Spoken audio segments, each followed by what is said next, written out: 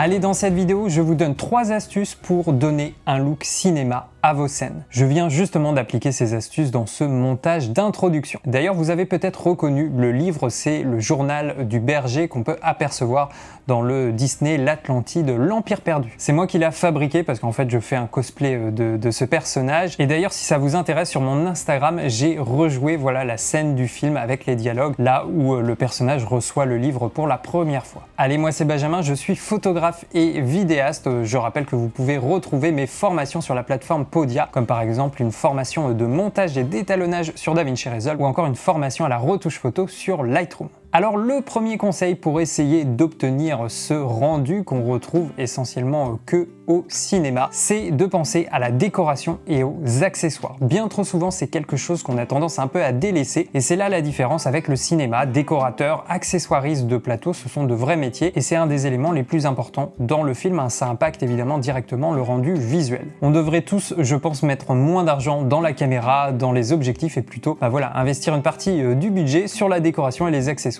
Alors si je prends la pièce où j'ai tourné la scène d'introduction, c'est une chambre banale, je la connais par cœur, il n'y a pas une décoration particulière, on peut pas dire que la pièce est très esthétique. Donc moi, je suis parti sur un fond photo, j'en ai choisi un qui correspondait à peu près à ma scène. Donc déjà, ça permet d'avoir une base un peu plus propre. Ensuite, j'ai le bouquin, donc évidemment, c'est le sujet de ma scène, mais de manière générale, avoir un ou plusieurs accessoires, ça permet de travailler plus facilement sa scène et son histoire. Ensuite, j'ai bricolé juste 2 caisses pour simuler, on va dire, une table haute. Donc ça pourrait être quelque chose qu'on trouve dans un grenier. Mais voilà, c'est important aussi, on va dire, d'avoir des meubles en 3D et pas juste ceux du fond photo. Comme ça permet de créer un peu de profondeur et d'avoir plus de distinction entre l'avant-plan et l'arrière-plan. Évidemment, on aurait pu aller beaucoup plus loin et rajouter beaucoup plus de mobilier, d'accessoires. Là, c'était avec les moyens du bord et la pièce n'est pas non plus très grande. Et j'ai fini par ajouter le chandelier avec les bougies. Déjà parce que c'est un accessoire assez visuel et je voulais aussi trouver une source, un contexte à la lumière. Dans la scène du Disney, c'est une cheminée qui éclaire. Alors là, j'en avais pas évidemment, mais j'ai quand même imité le rougeoiement d'un feu de cheminée. Mais en plus, j'ai rajouté ce chandelier avec les bougies. Donc la déco, très important, ça peut totalement transformer une scène. Pensez à la couleur de vos murs, de vos accessoires, des vêtements de vos personnages. Tout ça, ça a une signification et ça vient raconter visuellement quelque chose. Deuxième astuce pour essayer d'aller chercher ce look cinéma, on ne peut pas passer à côté, c'est évidemment la lumière. C'est vraiment l'élément omniprésent dans le cinéma et c'est aussi ce qui est en grande partie responsable du rendu visuel d'un film. Si je prends ma pièce brute, sans éclairage, j'ai juste une entrée de jour. C'est pas horrible, on peut faire plein de choses avec une fenêtre. Là, ça ne s'adapte pas trop à mon histoire. Et en plus, la lumière extérieure viendrait aussi polluer ma scène, d'autant plus que j'ai pas beaucoup de place, donc je peux pas m'éloigner de l'entrée de jour. Donc première chose à faire, c'est fermer le store. On part de zéro pour construire notre éclairage. Ensuite, on pourrait allumer le plafonnier, mais je déconseille quand même, là encore ça ne va pas avec ma scène et en plus c'est une lumière un peu jaune donc c'est pas top et puis la lumière vient en plongée donc ça ne va pas.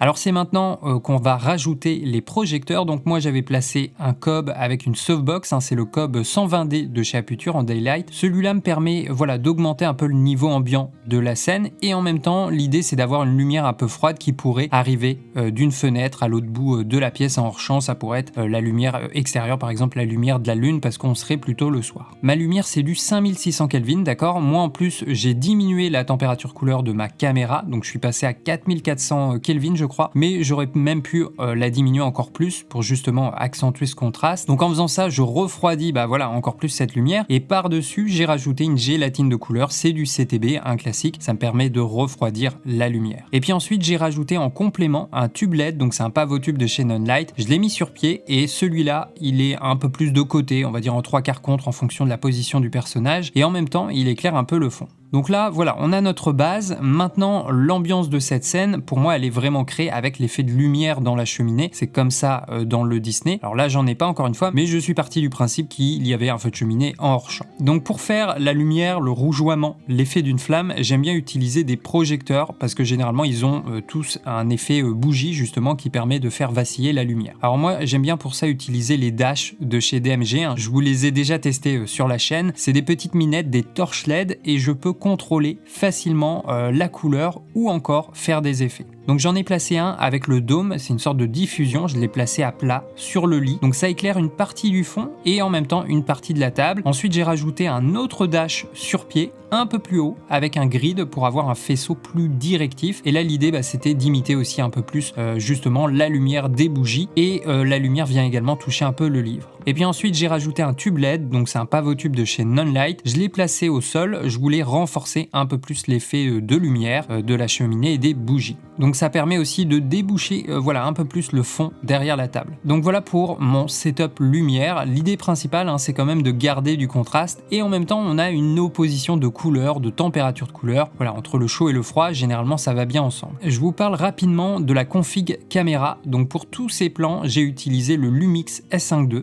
J'ai beaucoup utilisé le 50 mm, le 35 mm et aussi le 85 mm pour un gros plan. Et la plupart des plans sur le livre, j'ai utilisé leur 100 mm macro. J'avais en plus de ça un filtre ND variable de chez Nisi pour ajuster mon exposition et par-dessus j'avais également mis un filtre black mist en intensité 1/8. Donc voilà au niveau de la config caméra. Et puis enfin on termine avec le dernier point, la dernière astuce pour imiter le look cinéma, c'est l'utilisation de la fumée. Alors c'est pas un cliché, on en parle souvent, mais la fumée sous différentes formes, elle est quasiment utilisée dans tous les films, de manière plus ou moins subtile en fonction de l'effet recherché. Alors à quoi sert la fumée? Généralement l'explication de base qu'on donne c'est pour matérialiser le faisceau de lumière. Ça marche très bien, généralement quand on a une scène dans un grenier, une église, dans une pièce assez sombre avec une entrée de lumière, eh bien on va utiliser très souvent de la fumée pour dessiner le faisceau de lumière, c'est très joli. Donc ça c'est la première raison. Ensuite la fumée est très intéressante parce que moi je dis qu'elle va redistribuer le contraste. La fumée c'est plutôt des tons clairs, voire des tons moyens et donc généralement on aime bien envoyer la fumée en arrière-plan derrière le sujet. On va avoir une couche de tons clairs, de tons moyens et donc presque comme un contre-jour on va avoir finalement une silhouette ou en tout cas ça va faire ressortir le sujet. On aura un mélange de tons clairs et de tons foncés sur notre sujet donc en fait on redirige le contraste à l'endroit où on veut qu'il soit. Et puis la fumée moi je l'aime bien aussi parce que ça permet de rendre plus homogène l'arrière-plan, surtout si vous avez plusieurs teintes, plusieurs couleurs, plusieurs formes en arrière-plan. La fumée elle permet aussi un peu de camoufler, d'atténuer tout ça et donc de faciliter la lecture de la scène. Alors là moi j'ai utilisé le Smoke Ninja, c'est suffisant pour cette petite pièce, c'est facile à utiliser, ça a plutôt une bonne autonomie,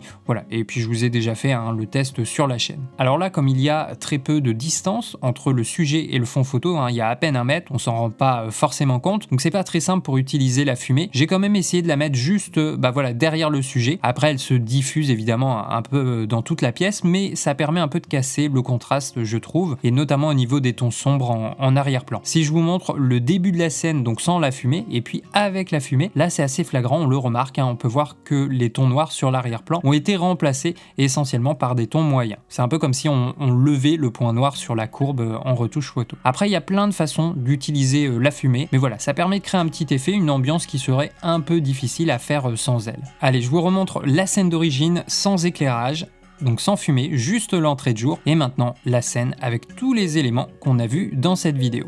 Voilà, j'espère que ça vous a plu. Je vous ai mis en description la liste du matériel que j'ai utilisé dans cette vidéo. Je vous invite aussi d'ailleurs à essayer cet exercice si vous voulez vous entraîner à filmer des scènes comme ça, à raconter une petite histoire et surtout à la mettre en scène, à la mettre en lumière. Prenez une pièce dans votre maison ou un lieu que vous connaissez. Alors pas forcément quelque chose de très beau, de très visuel. Justement, c'est intéressant de choisir un endroit un peu quelconque. Ça serait pas notre premier choix. Et l'idée, ça va être de créer une scène. Vous pouvez utiliser un accessoire, vous pouvez vous mettre en scène ou faire jouer une personne. Et le but, c'est d'essayer de voir comment vous pouvez éclairer cette scène, comment vous pouvez la transformer avec votre point de vue et tous les éléments qu'on a vus dans cette vidéo. Et pensez à faire une capture avant, au tout début, et après avoir travaillé votre scène visuellement. Vous verrez que très souvent, on peut totalement transformer un lieu banal et créer de l'intérêt via la décoration, les accessoires et la lumière, comme on a pu le voir dans la vidéo. Voilà, j'espère que cette vidéo vous sera utile. Je vous invite d'ailleurs à me dire dans les commentaires, et vous, quel est